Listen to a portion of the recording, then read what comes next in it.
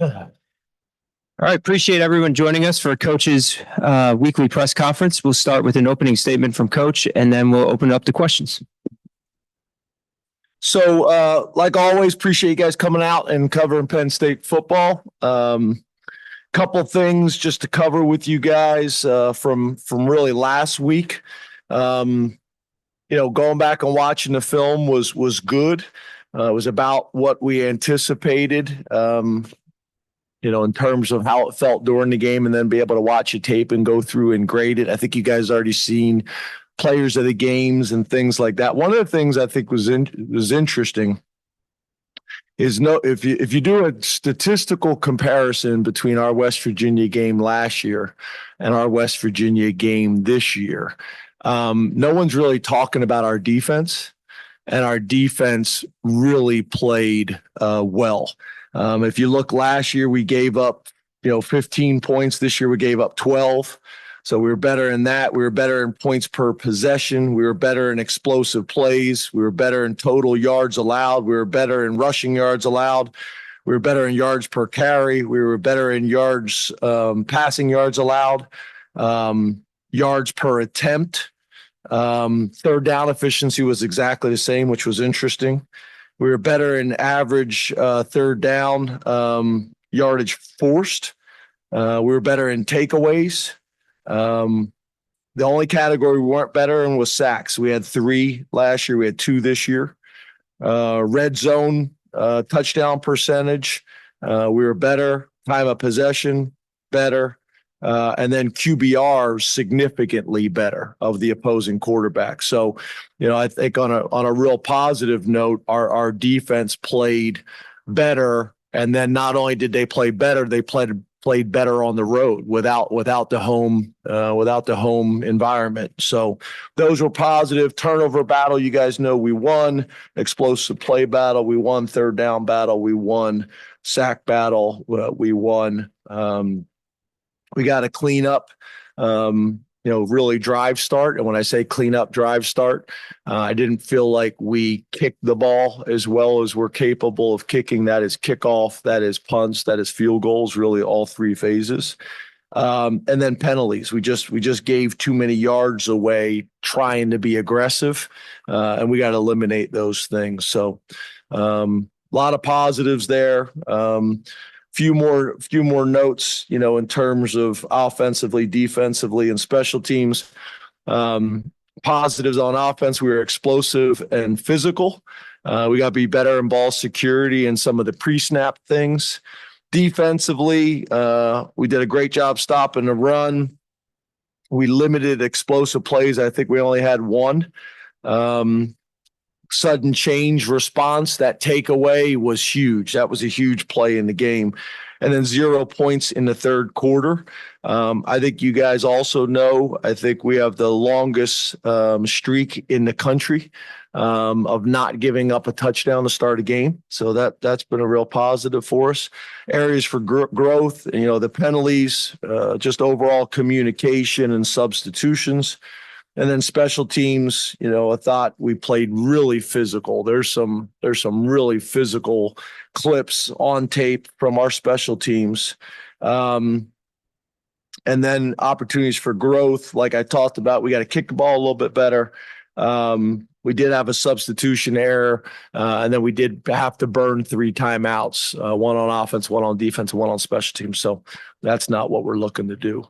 And then for this week and Bowling Green, Scott Leffler, the head coach there. We know Scott, pretty well. Been a guy that's, been in this conference, obviously played at Michigan. We know them very well. Frank Leonard and him were on staff together at Boston College. So got a ton of respect for him and his career and what he's been able to do. You look at them offensively, it's essentially his offense. He calls the offense. Has done that for most of his career. And they did a really good job and put up big numbers this past week. They're a run-first offense predominantly, but they do a good job at the quarterback position and taking shots where appropriate. We've been impressed with their tight end number 0, Harold Fannin. Their running back number 4, Terrion Stewart. And then their quarterback, Connor Bazelak, who also has got some history here in the Big Ten as well. And then defensively, Steve Morrison and Sammy Lawlinson running the defense over there. And, from what we've seen on tape so far, they're going to create some challenges. I would say looking at their team in general, they're a bigger, more physical team than what I anticipated. You look at them on film, but then also look at their numbers. They're a big physical group. This is a team that's going to play combination of odd and even front. They're primarily a middle of the field open defense, but they will close it up and play some zone cover 3 and a decent amount of pressure as well. Guys that we've been impressed with is their cornerback number 1, their defensive end number 5, and then their linebacker number 3. Very, very productive players. And then on special teams, Alex Bayer does a nice job for them in coordinating their special teams. Right now, their rankings and statistics are really good. Obviously, they returned the opening kickoff of their game for a touchdown.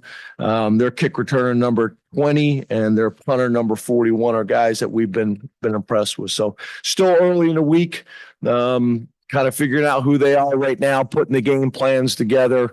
Obviously, we do not have practice today. It's a game planning day for us, and the players are in the building watching film on their own. And then Tuesday we'll have practice, and then see you guys out there for a portion of practice. No changes on the depth chart at this time, and no changes to the red, yellow, or green list that you guys are aware of. So open up to questions. Let's go to Rich Scarcella on Zoom, followed by Frank Bodani. Good afternoon, James. How are you?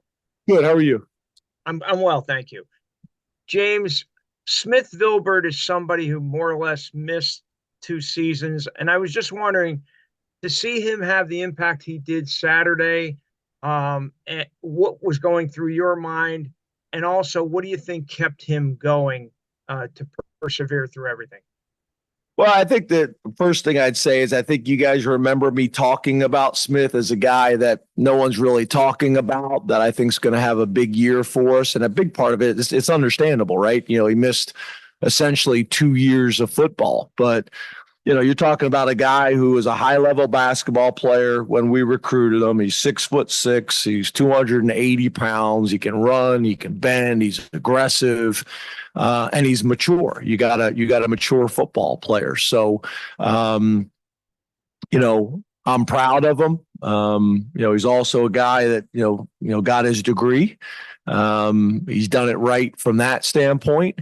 And I know he's extremely hungry this year with as much time as he's invested to really help this team as much as he possibly can, to help the defense as much as he can, and obviously also to have a big year for himself and for his family. So, I think you guys are going to continue to be talking about him a lot this year. I think there'll be a lot of conversations about him, on a national scale as well. Those guys are hard to find. Guys that, have a chance to be physical against the run, but it can also be disruptive as pass rushers. His length is an issue for people. But, I'm really proud of him. I think he's going to have a big year, and I'm glad you asked about him. Let's go to Frank Bodani, followed by Mark Wogenrich.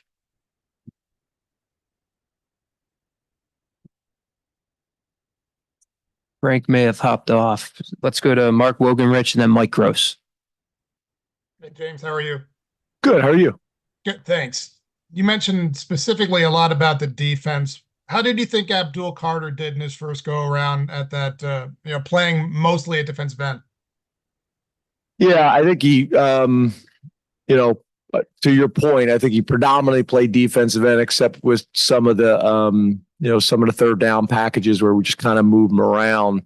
But yeah, I thought he played really well. He was disruptive. We talk all the time in our building about, real football people study more than just statistics. So there's times where, he's taken on two blockers where a couple of them I think could have been called holding, where he's splitting two blockers and they're unable to come off on either a linebacker or another defensive lineman, gets the sack or the tackle for the loss. Obviously there's some of the, the pre-snap and the post-snap penalties we got to get cleaned up for sure.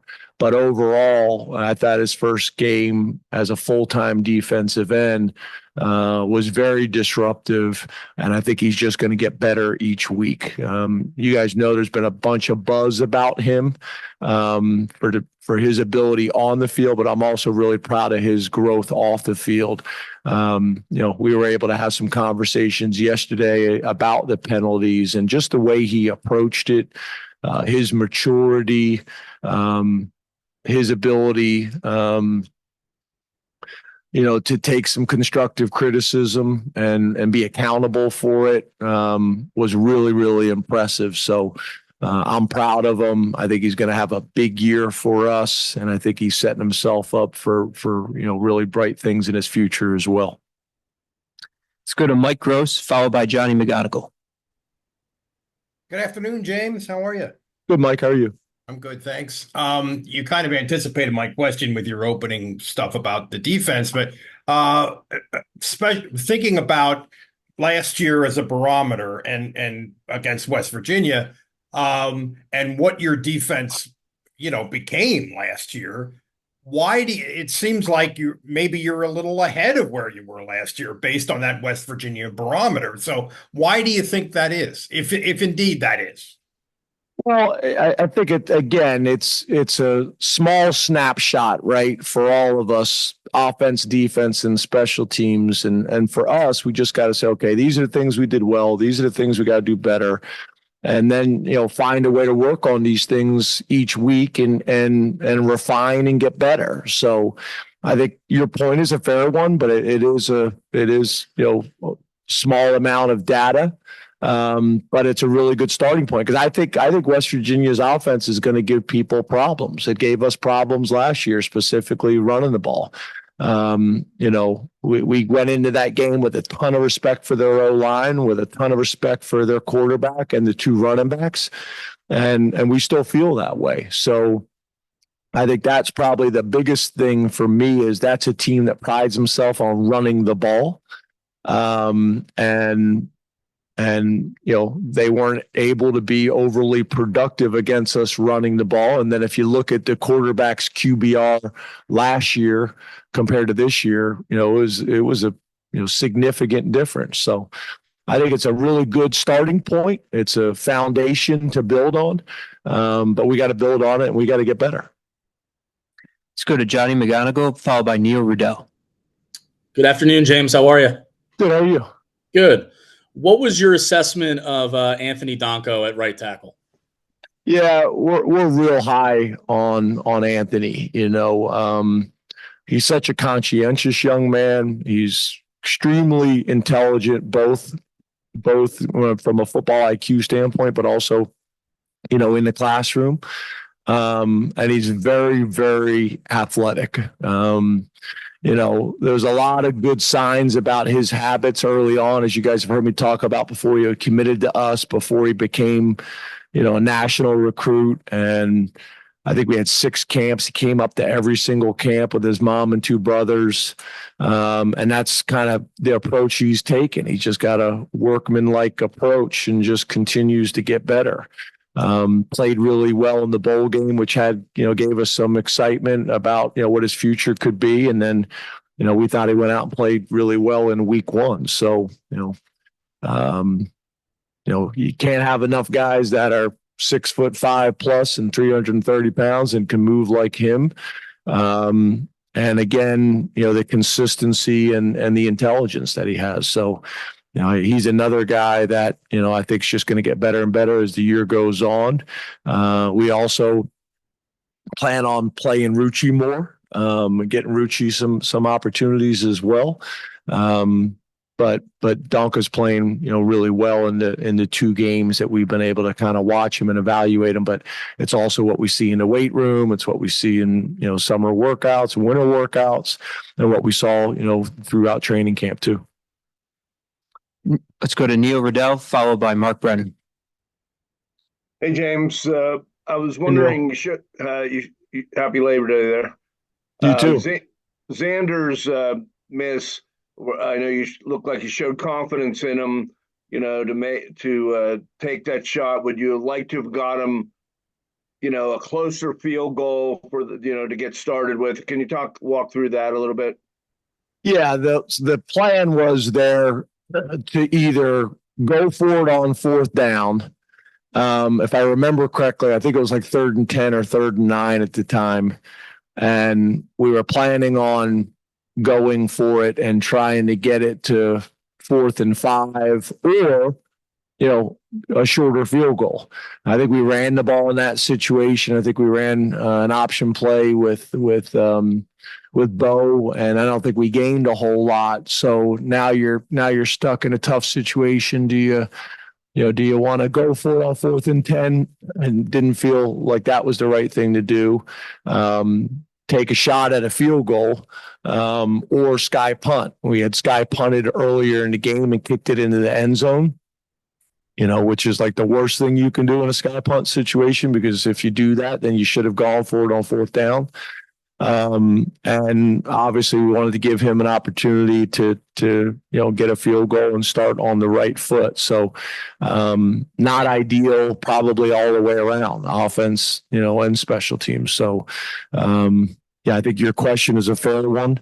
But yeah, we got a ton of confidence in him based on what he did all training camp and what he did all spring ball. And I know he'll make the next one. Please raise your hand. We'll take a mic to you. We'll start with Mark. You too, Mark. What was your assessment of Julian's play? I think you mentioned it with Abdul. A lot of times, some people look at a stat sheet and think, "Boy, there's no numbers there." But overall, how do you think he played in that game? Yeah, we thought he played really well. There was a couple times where we tried to get the ball to him, but again, based on coverage, it just didn't play out that way. We definitely want to get him more involved in this game early in the game. But I think the most important thing is the things that he could control. He controlled. He blocked really well. He ran really good routes. If you go back and watch the play that we threw the touchdown, Bo threw the touchdown to Tyler Warren, that's because of Julian. Julian, basically it's almost like a 3 vertical scheme where he's got to get to the backside hash. But before going to the backside hash, he attacks the safety in the middle of the field and crosses his face, which occupies the safety and doesn't allow him to slide over and get into the window of where we threw the ball to Tyler Warren. And here he is late in the game, still running, great routes to put us in a position to make big plays. You could say the same thing for the ball that we threw to Trey. He runs a corner route, pulls the safety out of the window, allows Trey to get hit, on the skinny post or seam or however you want to describe it, for the touchdown. So the things that he could control played very, very well. And again, just like we talked about earlier, those are the things we talk about in our building. Those are the things that, for these guys' futures that they watch. Obviously, you'd love stats to go with it, and those will come. We're confident in that. But I thought he played very well. Let's go to Tyler and then John. Hey, James. Hey, Tyler. Bo Prabula and his usage throughout the game early, often. I'm curious how you would kind of evaluate how it went game one and what you ultimately would like to maximize from that situation moving forward. Yeah, I think it's a real positive for us because although Drew obviously is showing he can make plays with his feet, Bo has that ability, maybe at a little bit different level and a little bit more of a playmaker.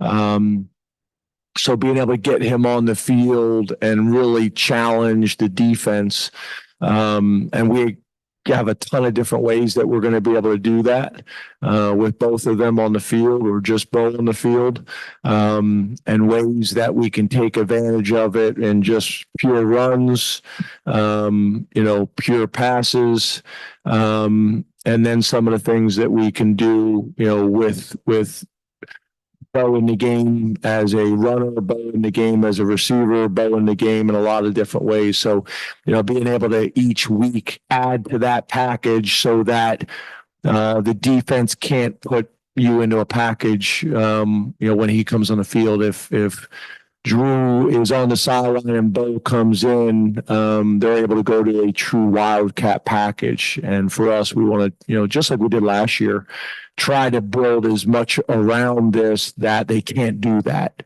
they have to. Even the throw right, that we just got done talking about to Tyler Warren, that causes some issues now if you just want to put him into a wildcat package mentality. So all those things are really important. We want to be able to use him throughout the game. That I think I mentioned you guys after the game, that was the approach in the 2-point play to get started right away, to get him involved as early as possible. And we felt good about the concept. But we want to continue to do that. But we also want to make sure, like I already mentioned, that it's not the same things that you're seeing out of him each week. John. Hey, James. Hey, John. We saw Caden Saunders on punt returns, but not on offense. Was that related to the bumps and bruises you said that he had? And how do you think the other receivers stepped up without him playing? Yeah, so we weren't sure if he was going to be able to go. And the plan was, as long as the doctors and trainers and Caden felt like he could go, we were only going to use him as the punt returner in the game. On top of that, the way that West Virginia punted the ball, end over end, more of a hang time type of team. And we thought it was going to be mainly a fair catch game anyway. So felt like he was able to do that, but we're hoping that we'll have him back, as not just a return man, but also as a, receiver this week as well. And then I think your question about the other wide receivers, again, I thought the group played well. We had some other bumps and bruises as well that I think we're through now. But would like to get as many guys involved, because I think, one of the things when you talk about balance, is not really the ability to be 50% run, 50% pass in the game. It's having the ability to run or pass in any given situation. But also like Mike Leach, talked about, balance is also ball distribution. That the defense isn't just concerned about one player that they need to eliminate, that they realize and see through film that there's, 7, 8 guys that can get the ball and can make plays. That's running backs, that's tight ends, that's receivers, and the ball can be distributed across the field, making them defend all 53 and a third and all 120. In the back, T. Frank. James, how you doing today? T. Frank, you? Good. I actually want to ask you about that connection between Drew and Trey. Obviously, a big game from both of them with the explosive plays, but I was curious your assessment of their chemistry together, and was there an opportunity for even more in that game that you saw that they could work on and kind of get on the same page, or were those situations different than that? Yeah, again, I think just trying to be careful that we don't jump to too many assumptions based on one game, and a limited amount of data.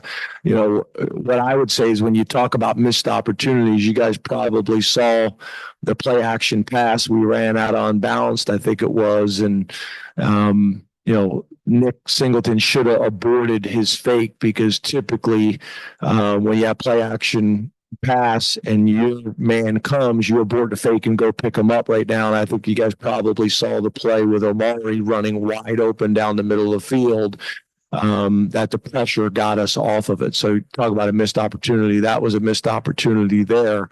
And things that will get cleaned up. But I think Drew and all of the wide receivers and tight ends have worked really hard all summer, as well as Bo, to build that chemistry and to build that timing and that confidence that we're going to need. So we got to build on it this week during practice. We got to build on it, this week in Beaver Stadium, and being able to throw the ball at a high level to go along with our rushing attack is going to be really important to put us in the best position to be successful this week, but also moving forward throughout the rest of the season.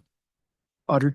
Hey, James. Hey, Audrey. How do you feel like Katron Allen did? Obviously, a productive day for Nick, but how do you feel like Katron kind of balanced his role in that? Yeah, it's funny because again, stats can be deceiving, right? Like, I think the biggest thing you're looking for is what do you do with the plays that you get and the production that you get. And I think the easy thing is to look at the stats column and say, one guy averages, 7 yards a carry, another guy averages 3 yards a carry, or whatever it may be. I think the more important thing is to look at the film. Nick happened to be in a couple plays where the play was blocked up and literally he didn't get touched for 45 yards, or the first opportunity for contact is in the backfield, with a defensive back. The reality is the plays that you got as a running back, if the play was blocked up to gain 3 and you gained 4, that's a positive run. So just the way things played out, the way their defense defended some runs, Nick had the ability to create a few more explosive plays, but it wasn't anything from the standpoint the lack of something that Katron did. It's just maximizing the runs you get, and there's going to be some games where Katron's in and they call a defensive alignment or a defensive movement that creates an opportunity that we're able to take advantage of. And Katron, averages 8 yards a carry and Nick, averages 2 yards or 3 yards or whatever it may be in the game. That's just how football goes. So, we think we got 2 backs that, are 2 of the better backs in the country.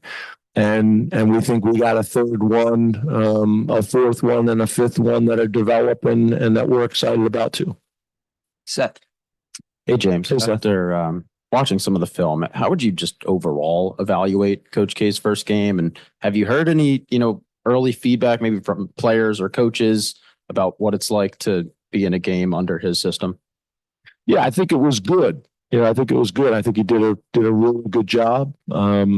Obviously, when you're able to do the things that we were able to do in this game on offense, in terms of running the ball, in terms of throwing the ball, in terms of explosive plays, it's definitely something to build on. And then also the fact that we were able to create touchdowns and not turn the ball over. Your touchdown to interception ratio, that continues to be a strength of ours.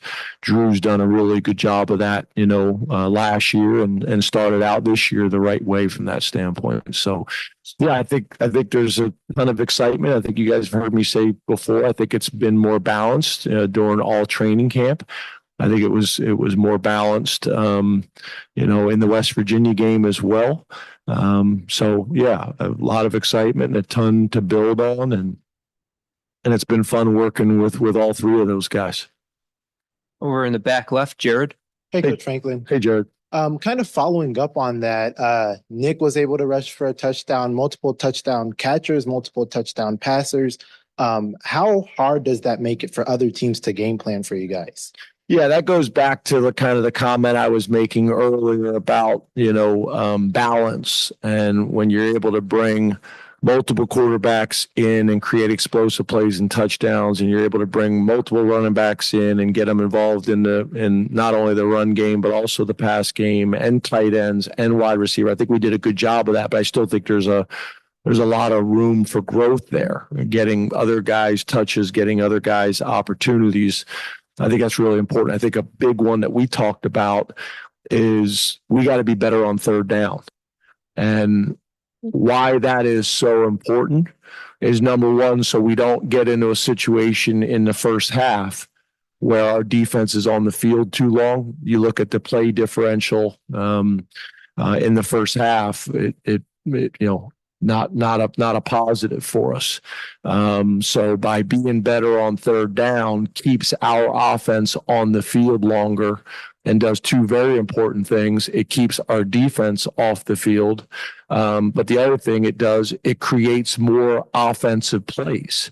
And whenever you have more plays, obviously, it creates more opportunities for other guys to get touches or for certain guys to get more touches. So I think those things are real important. And then I think, our defense plays a part in that as well, being able to create some 3 and outs. Our offense staying on the field, our defense getting off the field and creating, more opportunities for touches and more opportunities for explosive plays and more opportunities for scoring points.